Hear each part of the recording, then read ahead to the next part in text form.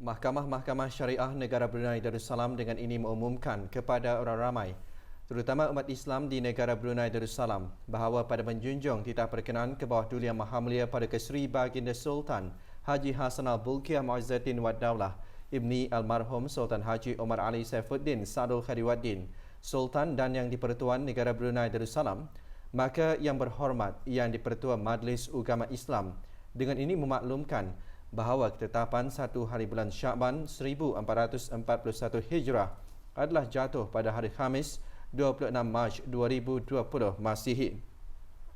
Berikutan dengan itu, Nisfu Syakban bagi tahun 1441 Hijrah jatuh pada petang hari Rabu malam Khamis 8 April 2020 Masihi. Berikutan dengan itu juga, ketetapan bagi meruqyah anak bulan Ramadan 1441 Hijrah akan dilakukan pada petang hari Khamis 29 Syakban 1441 Hijrah bersamaan 23 April 2020 Masihi. Di daerah Brunei dan Muara, meruqyah anak bulan akan dilakukan di Menara DST, bangunan Ibu Pejabat DST Lebuh Raya Tunku, Bukit Aguk Jerudong dan Tanjung Batu Pekan Muara. Sementara di daerah Tutong diadakan di Bukit Ambuk dan Bukit Lumut di daerah Blight. Perkembangan terkini situasi jangkitan COVID-19 di negara ini. Satu lagi kes baru telah disahkan jangkitan COVID-19 hari ini, menjadikan jumlah keseluruhan kes 135 orang. Yang Berhormat Datuk Seri Setia Dr. Abang Haji Muhammad Isham bin Haji Jaafar, Menteri Kesihatan, mengungsikan situasi terkini jangkitan COVID-19 semasa sidang media petang tadi. Pada hari ini, Sabtu 10 Syakban 1441 Hijrah, bersamaan 4 hari bulan April 2020 Masihi, Kementerian Kesihatan ingin memaklumkan kepada orang ramai mengenai satu kes baru yang telah disahkan dijangkiti COVID-19 di negara ini. Ini bermakna jumlah keseluruhan kes COVID-19 di negara ini ialah 135 orang. Kes 135 ini berumur 43 tahun. Adalah seorang warga tempatan yang telah pergi ke Kuala Lumpur, Malaysia pada 27 Februari 2020 tetapi tidak menghadiri perkumpulan keagamaan tabligh di Masjid Jamik Seri Petaling, Malaysia. Beliau kemudian yang pergi ke Makassar, Indonesia pada 10 Mac 2020 untuk menghadiri perkumpulan keagamaan tabligh di sana. Walau bagaimanapun, perkumpulan tersebut telah dibatalkan dan beliau telah dikuarantin oleh pihak berkuasa Indonesia sehingga 24 Mac 2020. Pada 25 Mac 2020, beliau telah pergi ke Jakarta dan pada 2 April 2020 telah meneruskan perjalanannya ke Kuala Lumpur dengan menaiki pesawat Malaysia Airlines MH720. Kemudian beliau pulang ke negara ini pada 3 April 2020 dari Kuala Lumpur melalui Miri Sarawak dengan menaiki pesawat Malaysian Airlines MH2574 tempat duduk 2G. Beliau telah mula mengalami batuk sejak 22 Mac 2020 Masihi.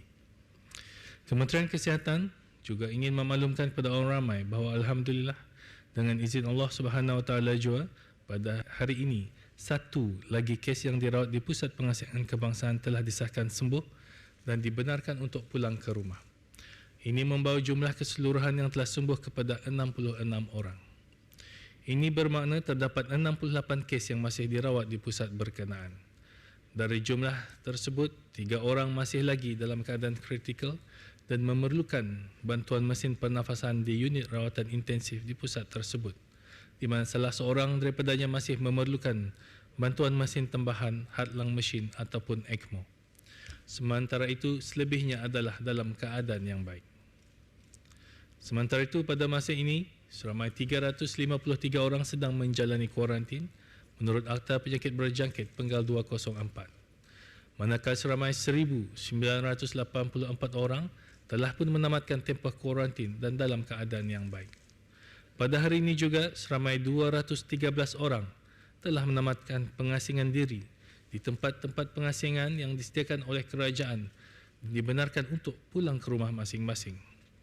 Sejak awal Januari 2020, sebanyak 7,801 ujian makmal bagi COVID-19 telah dijalankan. Ini membawa nisbah kepada 1 dalam 56 orang ramai yang sudah dibuat pemeriksaan bagi COVID-19. Kementerian Kesihatan seterusnya ingin memaklumkan kepada orang ramai bermula pada besok, hari Ahad 5 April 2020 Masihi, semua orang yang tiba di negara Brunei Darussalam adalah dikehendaki untuk menjalani pengasingan diri di tempat-tempat pengasingan yang disediakan oleh kerajaan sahaja dan tidak lagi dibenarkan untuk membuat pengasingan sendiri di rumah masing-masing. Untuk maklumat lanjut dan perkembangan terkini, orang ramai bolehlah melayari laman web Kementerian Kesihatan iaitu www.moh.gov.bn atau menghubungi talian nasihat kesihatan 148 pada bila-bila masa atau melalui aplikasi healthinfo.gov.bn.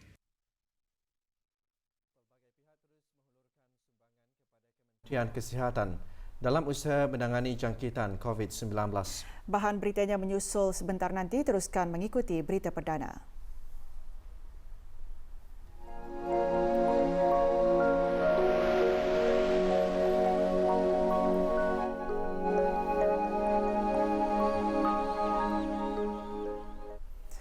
Beberapa soalan diajukan semasa sidang media mengenai perkembangan jangkitan COVID-19 petang tadi.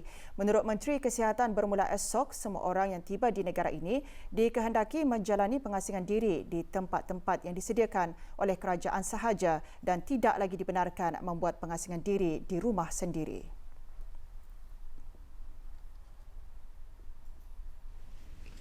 There are two factors. One of it is now we have more rooms available di hotel-hotel yang telah ditetapkan dengan seramai 200 lebih penuntut yang menjalani pengasingan boleh pulang ke rumah masing-masing sekarang.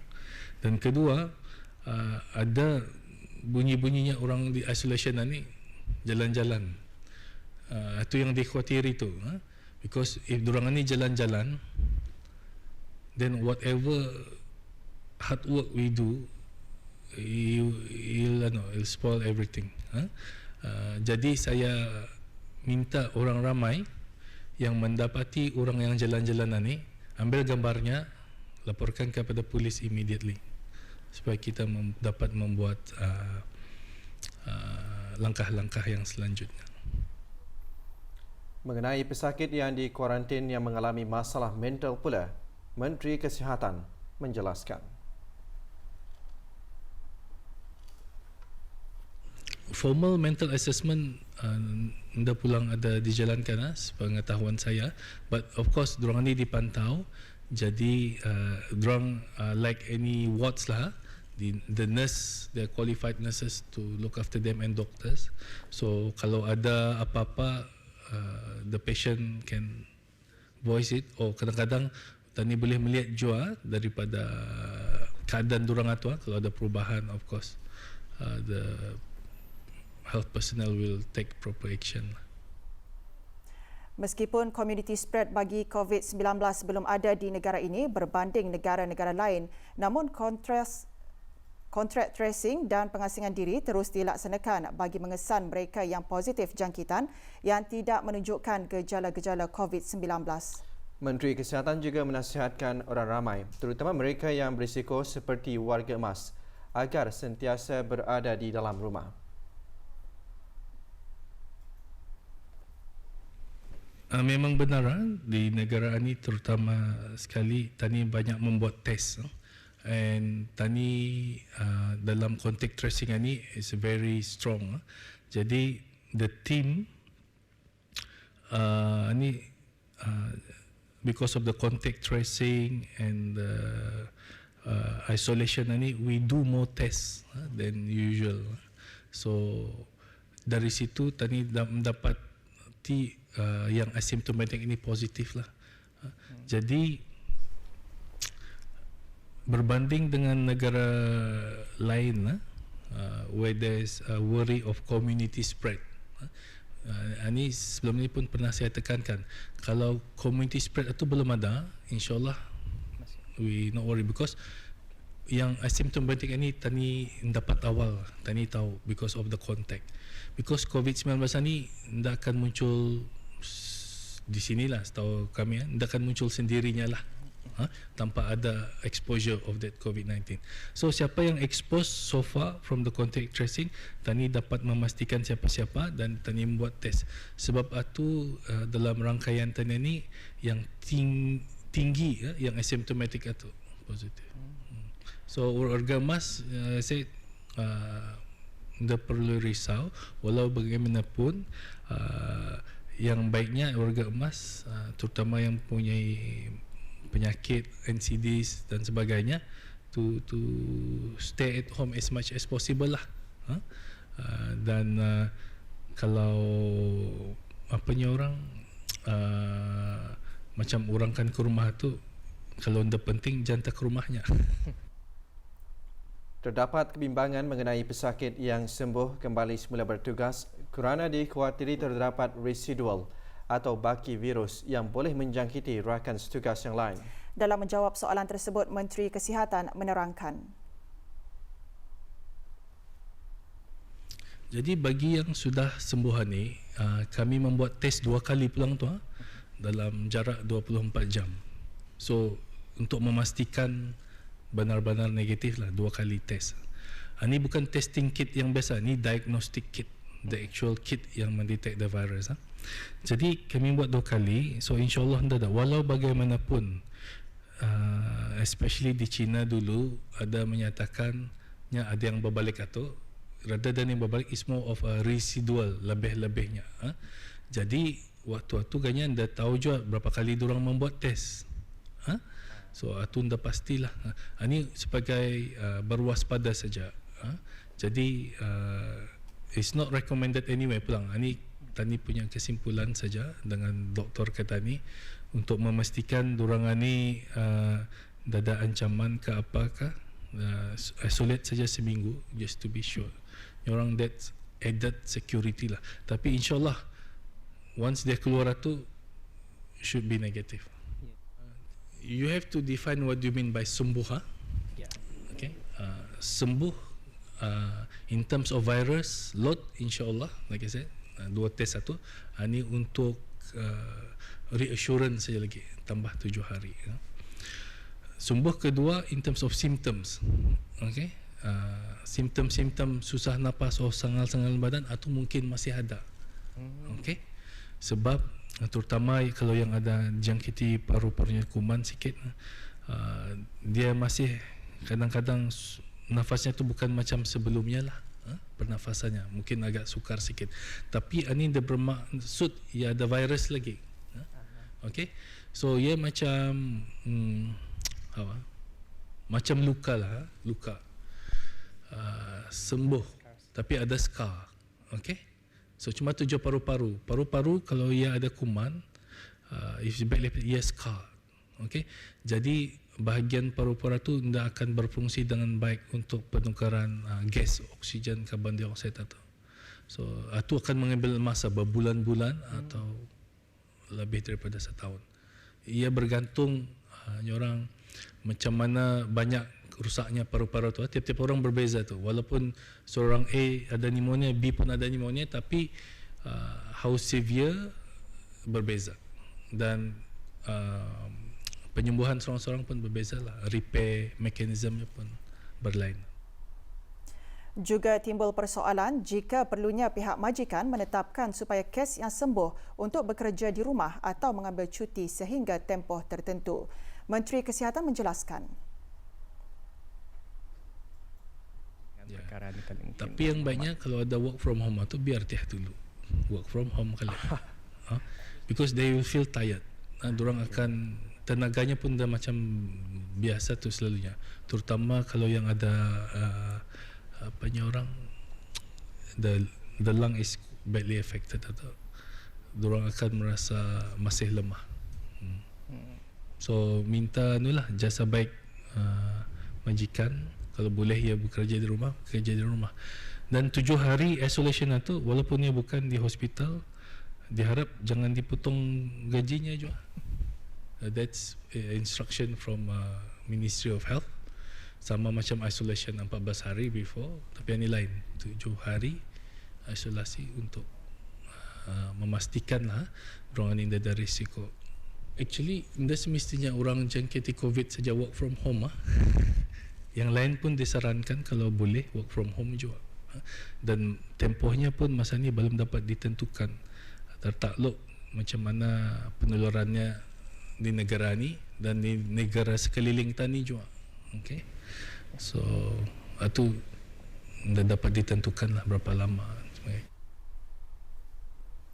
Kementerian Kesihatan terus menerima sumbangan dari pelbagai pihak dalam menangani jangkitan COVID-19 di negara ini petang tadi.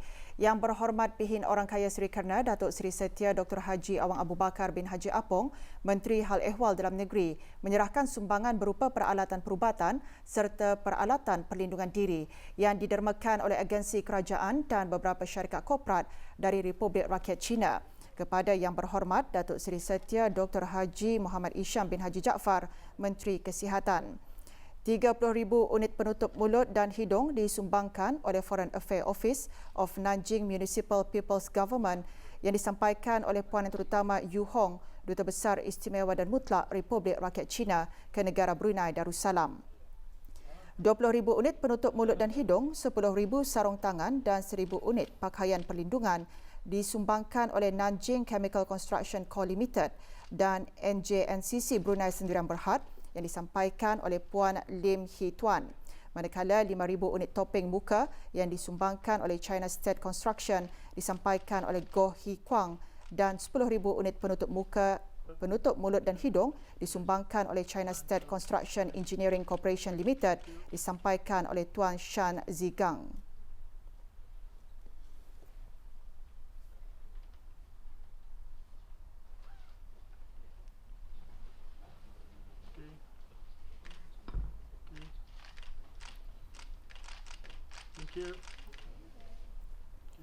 Kementerian Kesihatan hari ini juga menerima beberapa sumbangan daripada para penderma dalam sama-sama menangani dan membendung penularan wabak COVID-19.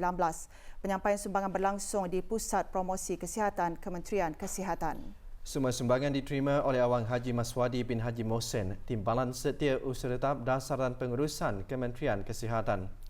AIFA Sendirian Berhad menyumbangkan 10 unit AIFA Air Purifier, 10 unit AIFA Ionic Air Purifier dan 10 unit AIFA Water Dispenser. Sumbangan disurahkan oleh pengarah urusannya Dr. Lau Siu Chong. Easy Printing Services and Trading Company Sendirian Berhad menyumbang 6,000 keping topeng muka dan mulut dan disampaikan oleh pengarah urusannya Datuk Gilbert Tiong. Persatuan Fusiosi Brunei Darussalam menyumbangkan 155 unit eye care infrared thermometer dan disampaikan oleh Tuan Jackson Ting, Presiden Persatuan tersebut. Happy Star Trading Company menyumbang 45 unit Hitider dan contact infrared body thermometer. Hamilton Groups menyumbang 100 karton Clorox disampaikan oleh wakil syarikat. 581 helai surgical gown disumbangkan oleh New Village Mutual Aid Association Syria dan Chinese Engineering Association. Sementara di Dewan Al-Afiah, Awang Muhammad Syahrin bin Haji Sarbini, pemangku penolong pengarah kemajuan projek Kementerian Kesihatan, menerima sumbangan cek bernilai RM5,000 dari Zulkadir and Company. Pizza Hut Brunei menyumbang cek bernilai RM5,000 disampaikan oleh pengurus pemasarannya Dayang Nur Faizah binti Jaafar. Dan syarikat Seri Ghanim Kontraktor Sendirian Berhad menyumbang cek bernilai RM5,000 dan disampaikan oleh pengurusnya Abang Haji Hadnan bin Haji Yahya. Yayasan Sultan Haji Hassanal Bolkiah sebagai wadah amal jariah ke bawah Duli Yang Maha Mulia Paduka Seri Baginda Sultan Haji Hassanal Bolkiah Muizzaddin Wad Daulah Sultan dan Yang di-Pertuan Negara Brunei Darussalam dan ahli kerabat Baginda akan mengendalikan pengagihan kurma sebagai kurnia peribadi Baginda kepada seluruh umat Islam di negara ini menjelang bulan Ramadan tahun ini. Sejumlah 158.4 tan metrik kurma iaitu 528,000 kotak kecil yang mengandungi 300 gram kurma sedang dalam perjalanan untuk dibekalkan dan dibahagikan kepada seluruh penduduk yang beragama Islam dengan tidak menghadkan umur dan taraf kerakyatan. Pembekalan kurma tersebut dijangka tiba di negara ini pada 17 hari bulan ini. Perkara itu antara yang dijelaskan oleh Setiausaha Perancangan Guna Tanah dan Alam Sekitar Kementerian Pembangunan selaku pemangku pengarah urusan Yayasan Sultan Haji Hassanal Bolkiah semasa menerangkan mengenai pengagihan kurma kurnia pribadi ke bawah Duli Yang Maha Mulia Paduka Seri Baginda Sultan dan Yang di-Pertuan Negara Brunei Darussalam. Dr. Nur Imtihan binti Haji Abdul Razak berkata bagi memastikan pengagihan kurma diterima oleh setiap lapisan penduduk Islam di negara ini, beberapa usaha dan mekanisme akan dijalankan berbanding tahun sebelumnya yang mana pengagihan kurma sebelum ini melalui ketua kampung. Namun pada tahun ini pengurusan pengagihan kurma orang ramai dikendaki mendaftar terlebih dahulu sebelum menerima kurma. Ini adalah bagi membantu pengurusan yang lebih efisien dan membolehkan bagi pengumpulan data maklumat untuk diusahakan bagi mempertingkatkan proses pengagihan kurma pada tahun-tahun hadapan.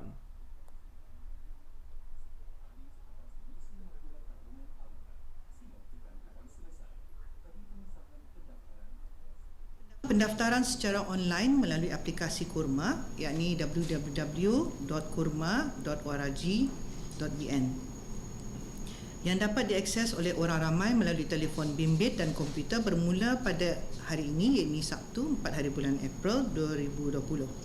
Dan orang ramai adalah disarankan untuk membuat pendaftaran secara online terlebih dahulu sebelum kurma dibahagikan bagi membantu melancarkan proses pengagihan kurma dan mengelakkan duplikasi penerimaan kurma. Dan di samping itu, borang pendaftaran juga akan disediakan sebagai alternatif dan akan disediakan di setiap lokasi pembahagian kurma. Walau bagaimanapun, pendaftaran secara online adalah disarankan. Dalam usaha memudah cara pengagihan kurma dan bagi mengelakkan kumpulan beramai-ramai dengan mematuhi arahan Kementerian Kesihatan untuk membuat penjarakan sosial, beberapa lokasi pengagihan juga disediakan selain dari rumah ketua-ketua kampung, iaitu melalui setiap kementerian dan jabatan-jabatan serta cawangan di bawahnya di keempat-empat daerah bagi pegawai dan kekitangan kerajaan serta tanggungan dan beberapa lokasi pandu lalu atau drive-thru yang dikenal pasti di keempat-empat daerah. Mereka yang menjalani pengasingan diri selama 14 hari di Mulia Hotel menamatkan tempoh pengasingan mereka. Kesemua mereka seramai 212 orang terdiri daripada penuntut luar negara serta orang awam yang baru pulang dari luar negara. Azizi Ahmad membawakan laporannya.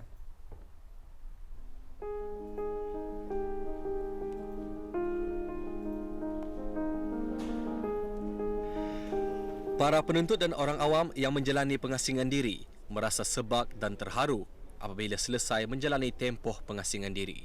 Pertemuan bersama ahli keluarga buat pertama kali setelah menjalani tempoh pengasingan adalah saat yang ditunggu-tunggu, lebih-lebih lagi bagi para pelajar yang menjalani pengajian di luar negara. Salah seorang individu yang menjalani tempoh pengasingan mengongsikan layanan baik yang diterima sebaik mereka tiba ke negara ini. They treated us very well. First of all, when we arrived, we were told that we cannot go home and that we have to be self-isolated. When we came in, the Ministry of Health have been very helpful, and the system to check in the hotel, we are at Mulia Hotel here, has been very smooth, and the service has been very good. Like for example, our meals, we request for certain things and they accommodated. We like to thank His Majesty through MOH for this help offered to us. Sepanjang tempoh pengasingan, pihak hotel memberikan layanan terbaik kepada setiap individu agar mereka tidak merasa tertekan sepanjang tempoh tersebut. Sebagai tanda penghargaan, beberapa individu menzahirkan rasa terima kasih melalui nota.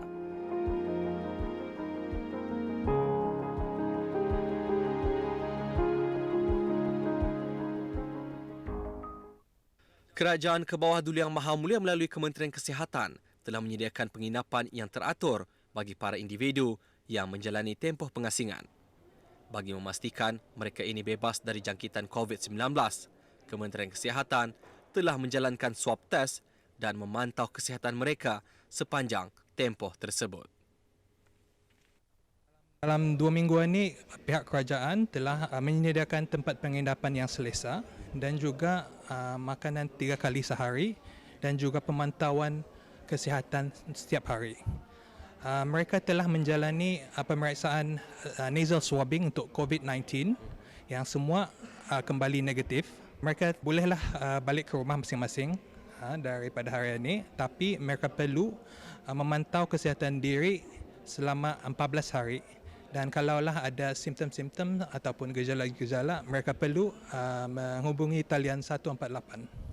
Kegembiraan bercampur dengan kesedihan jelas terpancar pada wajah mereka setelah 2 minggu berada di tanah air dan melalui tempoh pengasingan. Kini mereka kembali ke pangkuan keluarga masing-masing. Apa yang penting ialah teruskan mematuhi peraturan yang disarankan oleh Kementerian Kesihatan seperti menjaga kebersihan diri dengan sering membersihkan tangan dan sentiasa praktikkan penjarakan sosial. Azizi Ahmad, untuk berita RTB. Syarikat Blondal Brunei Sendirian Berhad pagi tadi mengadakan kempen derma darah. Kempen berlangsung di Ibu Pejabat syarikat tersebut di Kampung Manggis. Kempen bertujuan bagi memberikan sokongan serta keprihatinan kepada masyarakat dalam menyumbang dan menambah simpanan darah di Hospital Raja Isteri Pengiran Anak Saleha.